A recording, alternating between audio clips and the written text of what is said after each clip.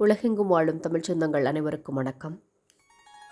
மார்கழி திங்கள் 5ஆம் நாளான இன்று ஆண்டாள் பாடிய திருப்பாவை பாடலின் 5வது பாசுரம். மாயன் வடமதுரையில் பிறந்தவன், யமுனை நதித்துறையில் ஆயர்பாடியில் ஆடி மகிழ்ந்தவன், ஆயர் குலத்தில் வளர்ந்தவன், தேவகிக்கு பெருமை தேடித் தந்தவன். அவனை தூய்மையாக நீராடி வந்து வாயினால் பாடி மனதினால் சிந்தித்து வழிபடுவோம். எம் பாவங்கள் அனைத்தும் தீரும், மனமாசுகள் போகும், தீமைகள் சேராது என்று இப்பாடலின் வழியே பாடுகிறாள் ஆண்டாள் நாச்சியார் அவர்கள். பாடலை கேட்போமா?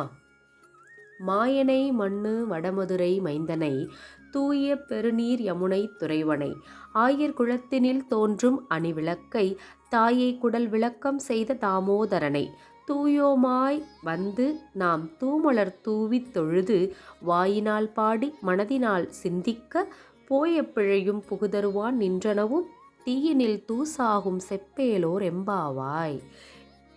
பாடலுக்கான விளக்கத்தை கேட்போமா?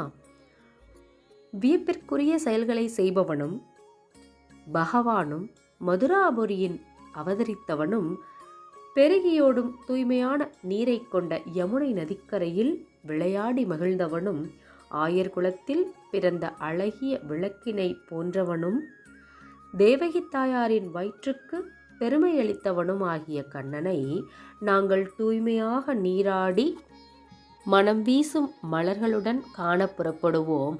அவனை மனதில் இருத்தி அவன் புகழை பாடினாலே போதும். செய்த பாவங்கள், செய்கின்ற பாவ பலன்கள் அனைத்தும் தீயினில் புகுந்த தூசு போல காணாமல் போய்விடும் என்று ஆண்டாள் நாச்சியார் அவர்கள் 5வது பாசுரமான இப்பாசுரத்தின் வழியே குறிப்பிடுகிறாள். நன்றி, வணக்கம்.